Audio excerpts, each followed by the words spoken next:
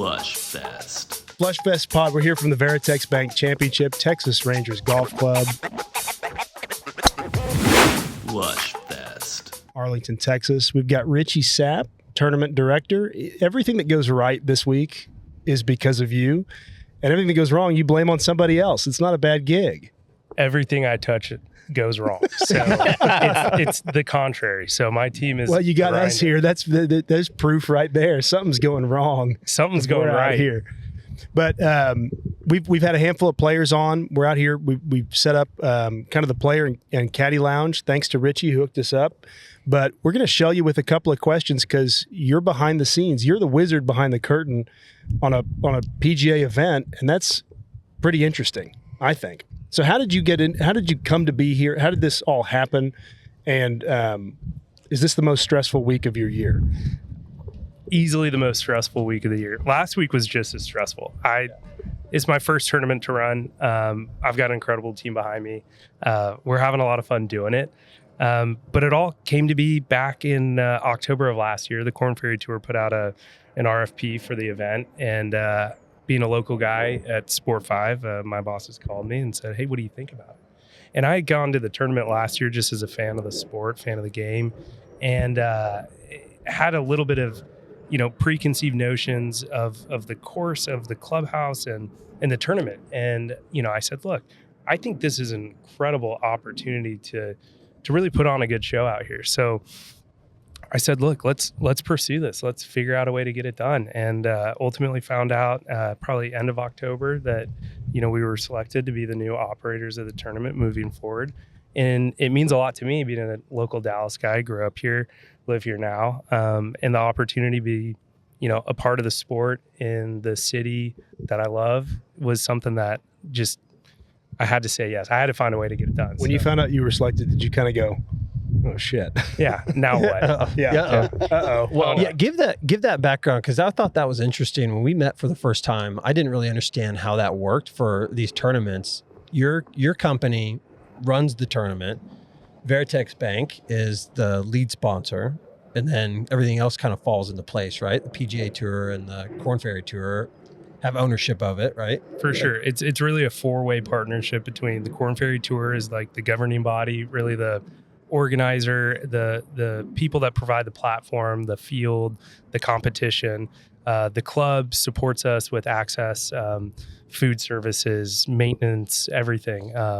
And then third, right, the title sponsor, Veritex Bank, who's an incredible title sponsor. What they do for the game of golf across the state of Texas is really unparalleled from anything I've seen from a brand or a company. I mean, they're invested at every level. And so this tournament is really their springboard to help continue to propel young players' careers forward and really try to get them to the next level. So they've been invested in that. And then the fourth partner is us at Sport 5, and we're the host organization, and we're the ones to do the sales, marketing, operations, and really kind of be the maestro of the entire orchestra. And that's really what my job to do is to organize all four parties, march the same beat, and hopefully put on just a great show. Yeah, and we were out here, was it Tuesday or Sunday, and you had the boots on and you were with the ops team getting things set up. Yeah, that's the best part of the job. Yeah. You put on the duck boots,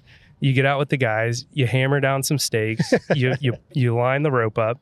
I learned a lot. This is my first year being a tournament director. So you're not just El Jefe. You're out there with the boys and the crew making it all happen. It's all hands on deck. So. Well, to make you feel better, I was in there with one of the caddies, and he looked at me and goes, "By the way, this is top 5 Korn Ferry Tour event that they go," and he's been to hundreds of these. That's amazing. And he said the setup that they have here, especially for the caddies, and all the amenities, he said it's pretty unparalleled. He said we never, they try not to miss it. Obviously, the players got to do their part, but I thought that was really cool. We talked about this a couple of weeks ago, I think briefly, but it's kind of interesting because when Liv came around, the PGA Tour realized they needed to elevate their game. Is that where the Korn Ferry is? You think they're looking at the product and going, how can we energize it, modernize it? And that's really what you're here to do, is elevate the product, right? Yeah, I wouldn't necessarily say it's a product or a byproduct of live emerging. I mean, I think that probably plays a small part in what we're trying to do out here. But at the end of the day, like, we all, just as a 4-party organization, right? Like, players are the heart and soul of what we're out here. It's the fans, it's the players, and to be able to provide the best experience possible is really paramount and one of our top priorities.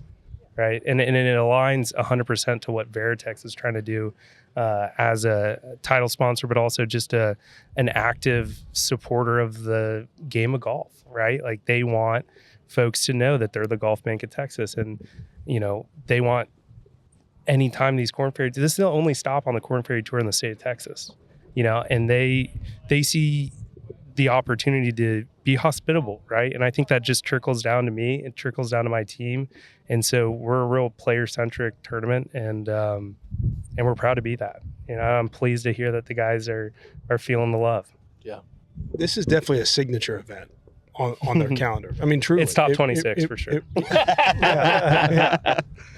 What's been the most fun part about this process? You're obviously, I would imagine, kind of like us when we didn't know what to expect when we started Hammerback. I've always said we were burning fingers and stubbing toes and having a lot of fun, but learning as we go through it. Is that kind of your experience this week and leading up to this?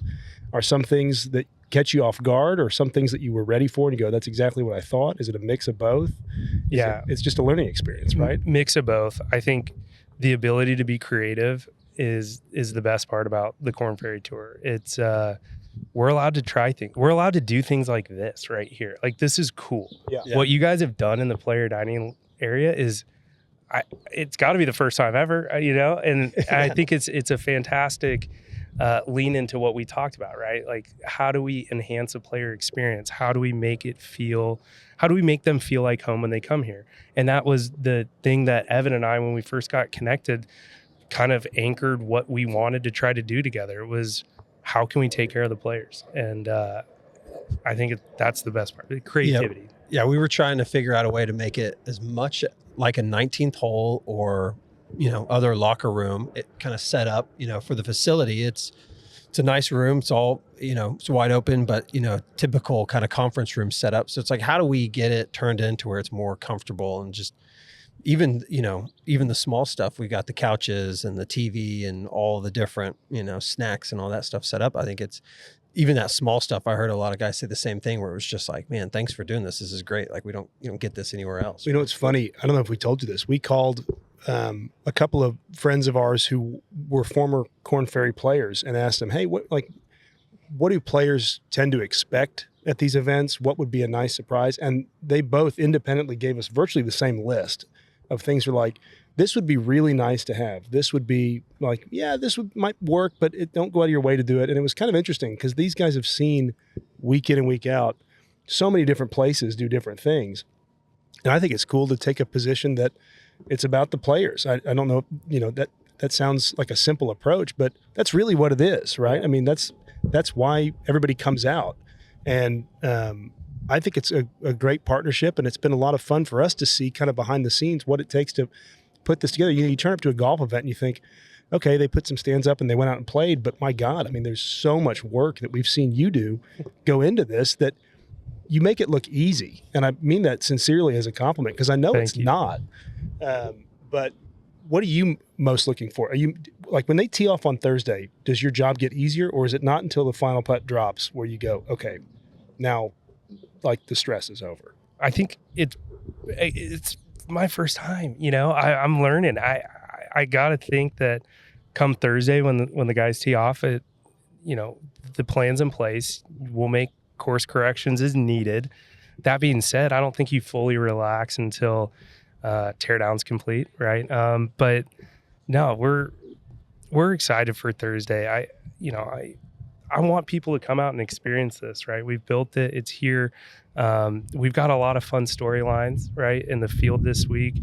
A lot of good momentum. There's a lot of golf in DFW right now, and we're just, excited to be a part of it. So, Richie, that's a great point. The golfer centric, but then you kind of bring up the fact that you just want people to come out and enjoy. Maybe give us a little bit of, what you're hoping that the fans and the patrons get to experience when they're out here. Yeah, I think there's more than just golf here, and it's at a smaller level. So your accessibility to things is ideally much easier than any of the larger tournaments in the area, right?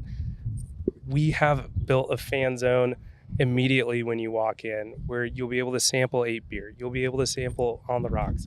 Check out y'all's wonderful apparel. Buy some great Hammerback apparel.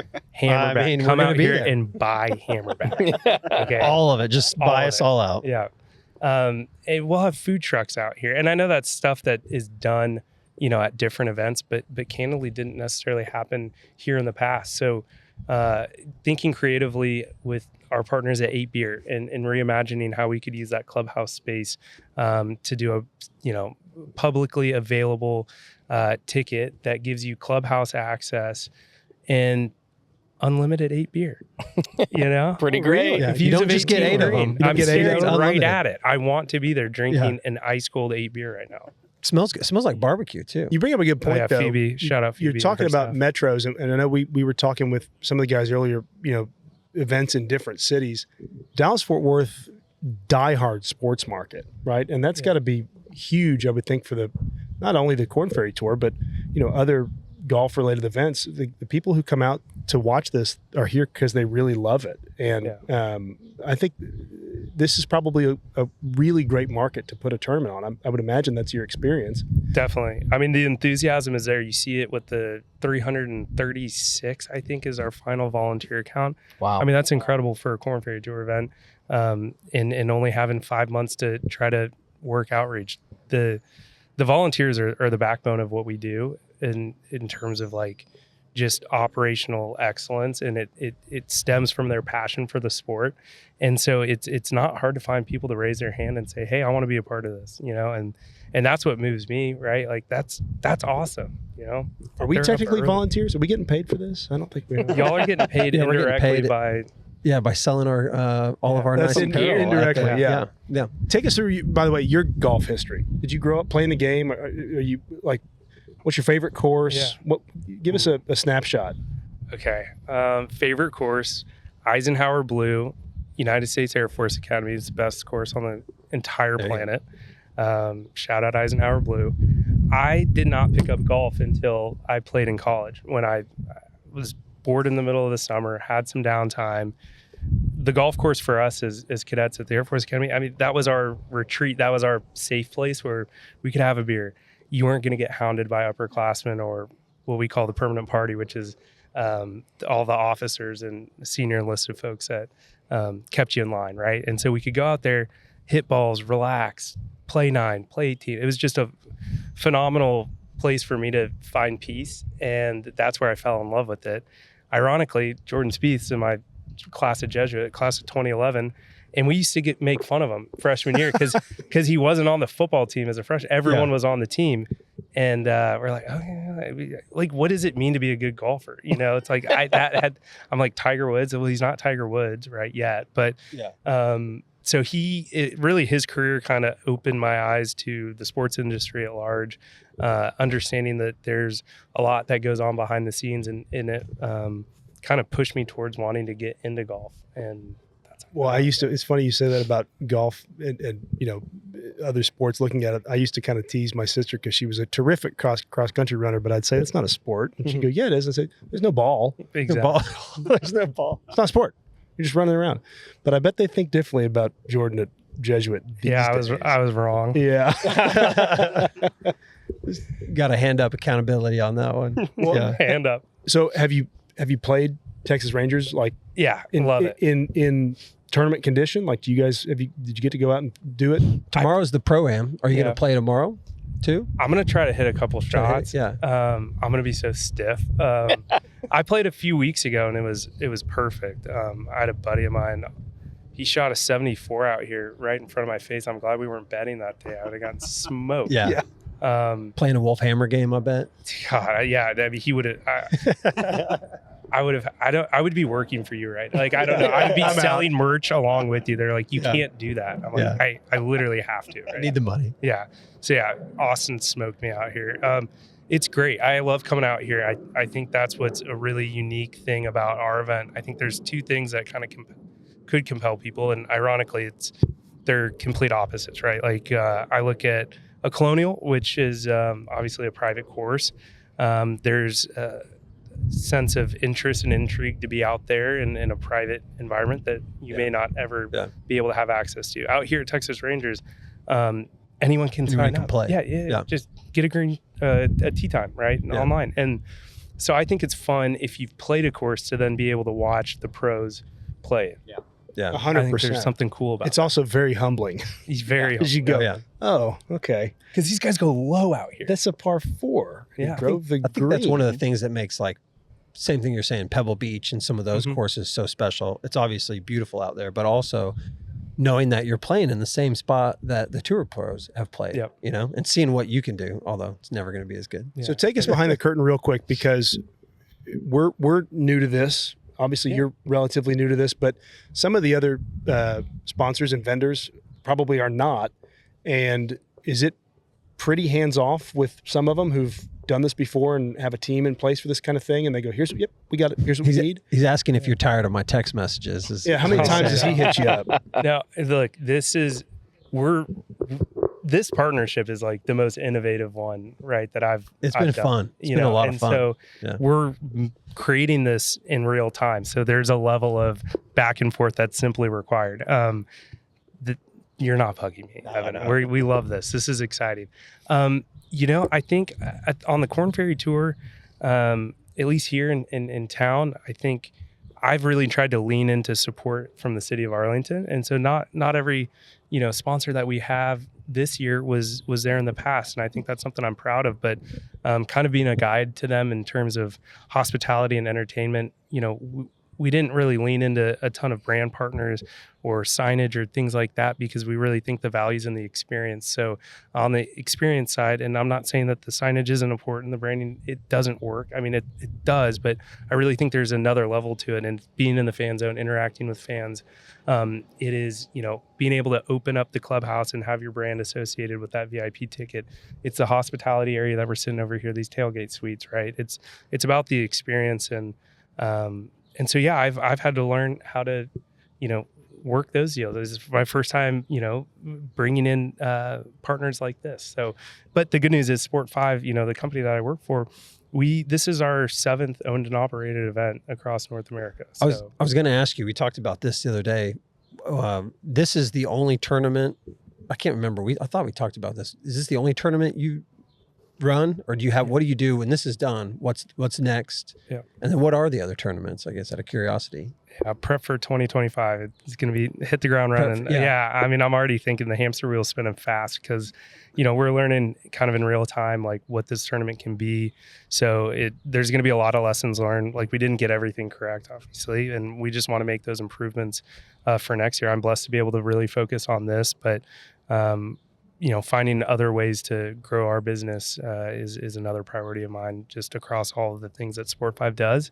So you kind of get started on next year as soon as this one's done, pretty much. Absolutely. Maybe they get you a long vacation somewhere. Yeah. Now I was just talking to one of my bosses at Sport 5. He's like, "Where are we sending you next?" I was like, "Oh gosh, I knew this question was going to come." I'm like, I just need to be at the pairings party at Troy's by 5:45 today, so I'm focused on the next 2 hours. So I have a logistics question, which is, we saw Harbor Town last week. Yeah. Obviously, they had a Monday finish because it was rain. The forecast this week, and I don't mean to make you anxious. Yeah, thank you. Friday, Saturday, Sunday, thunderstorms and things. I'm just curious, what goes on behind this? Like, how do you prep? Obviously, there's only so much you can do, but do y'all have contingency plans in place, or different, starting times, or how does that work? Yeah, I think there's not a whole lot you can do. One, you can't change the weather. Two, all you can do is change kind of how you set up the competition. And from my understanding, we've got incredible staff on the Korn Ferry Tour and the rules officials and the competition team who are able to kind of pre-plan for things like this. So the way we've set up the tee times and some of the earlier start times are kind of a byproduct of just that, right? Just do our best to mitigate the downstream effects of some sketchy weather. But hey, the 8 Beer Lounge is going to be open. And I think, when's the draft start? Is that soon? Is that not this? Is that? Oh, this I don't week? know. Sorry to put us all on the spot here, but we got playoff hockey, playoff basketball. Yeah. I'm a huge NFL fan, and I don't know a single player, so I have no idea what the draft. I don't know what any of this stuff is. I did see that the Dallas Wings got Caitlin Clark, which maybe you can get a celebrity sighting. Well, no, but was it Dallas Wings or who got her? Indianapolis. Oh, but she plays in Dallas for her first game. Yeah. First game. okay. Yeah. That's the only recent sports stat outside of golf that I'm aware of. She's the GOAT. Now you have remind me the 15-year-old, his name. Yeah, Miles. Miles. Has that been because he got He's in? here. He's going to yeah, play. I watched him smoke I saw drives him. on. I was range. watching him on the It was range. We insane. were holding our tent down, trying to strap it to the ground. It was great. He was smoking it. He is so good. 15 His years move old. is unreal. But that adds a lot of buzz, I would think, around this, Yeah. right? That's a really cool story, and it probably, I think you probably were excited when you heard about it because it gets a lot more news out there. yeah, that's one less He's here. parking spot I have to worry about. There you go. Yeah. Well, think about 155. Under 50. His Isn't mom that- will drop him off. He'll Yeah. be fine. Isn't that cool about a Korn Ferry event? The first guy, that was here earlier, Spencer Levine, 39 years old, 20-year vet, pro guy, been traveling the world. And then you got the number one amateur in the world or junior golfer in the world, 15-year-old. It's like you got this broad spectrum of guys just getting started, guys that have been doing this for a living. And it's really cool to see all these guys. And they're all, you come out and you watch them hit. You can't tell the difference this week versus if you go to the Byron next week, the golf looks the exact same on the course. These guys are good. They're elite. This is right. It's the pathways, right? Yeah. Pathway to the PGA Tour, and this is it, right? We've got guys who have won on the PGA Tour that are playing in our field. We've got 15-year-olds playing in our field. Everyone's trying to chase their dream, and we're proud to be a part of that. I have a question about one last thing. You're a military guy. You have a military background. I've been around guys in business who have credited their military background as this is why I know how to organize things, and there's a real leadership quality as you would expect. Has that been your experience when this is kind of controlled chaos, right? And you're pushing everything forward with an agenda. Does your military background, do you think, help you do that and see the landscape a little bit more clearly and get to strategize, and as opposed to a guy who, like, I don't have that background? Yeah, no, I think it does a little bit, right? We used to say at the academy, embrace the suck, right? And it's lean into the hard times. And the only way you do that is to wrap your arms around the people around you. So having a good team and understanding how to get the best out of everyone is something that we kind of do on our tournament staff, and something I'm really proud of. And I definitely learned that part through the military. It's the early hours, it's the late nights, it's the night shifts, right? Just knowing how to prepare your body for a little stressful run, and then knowing that it's going to be tough, but if you expect it and anticipate it, it makes it a lot easier. It's the curveballs in life that you're cruising down, going 60, and something is thrown your way that I get a little more stressed out about. But just leaning into everything that goes on is a huge part of it. And then it's, for me, just learning how to work with people. There's a lot of different, it's a huge, just 300 volunteers alone. And then you've got the Korn Ferry Tour side, the clubhouse side, our staff, 156 players, 156 caddies, right? Everyone ticks a little bit differently. So I definitely love the people aspect of that. Man, it shows. It really does. Just in our time here, I'm kind of laughing because I can't imagine anybody who would be less welcome in the military than me. But it would have been me if you told me in high school. Can't I was wear gonna loafers in the there's military. loafers in so- maybe I get in the Navy, they can have some loafers, but they'd stick me in the back someplace. We were actually laughing because Colin's dad played the naval golf course. He wears his Navy golf course Q-zip, and people come up and say, "Thank you for your service," and he wasn't in the forces. He just goes, "You're welcome." You're welcome. That's amazing. well, shout out to you. Thank you truly for your service. Oh, thanks, Yeah, man. Richie, you've done a great job. This is awesome. We can't thank you enough for letting us be out here. This has been awesome experience for me personally and for all of us. No, So thank you guys. Like, seriously. we're excited for a big So fun. week, Yeah. big We're gonna have weekend. fun. Yeah, it's gonna be fun. Appreciate you, and we'll see you tonight at the party. Right? Absolutely. Go get some Hammerback merch. That's right. Apparel, right? Yeah. Yeah. Apparel. It all works. Not merch. it's all deadly. All day. Buy Hammerback. I'm Buy wearing the belt right Hammerback. now. You You're got the wearing belt the on? belt. I Yeah. see him. He's wearing the Cypress Yeah, belt the right Cypress now. belt. Love it. I'm gonna get a hat on you this weekend. I know at some point. It's a confident gonna belt. happen. It's like you hand it to me. You're like 34. I'm like, All right, Rich. Look at you. See? Yeah, it's you. All true right, to with fit, 34. true to fit. Confidence sizing. Yeah. Rich, thanks, man. Hey, thank you so We much. really We appreciate it. appreciate it. Yeah, Thank you so thank you, much. man. Thanks for all you do. Thanks, guys. Flushfest.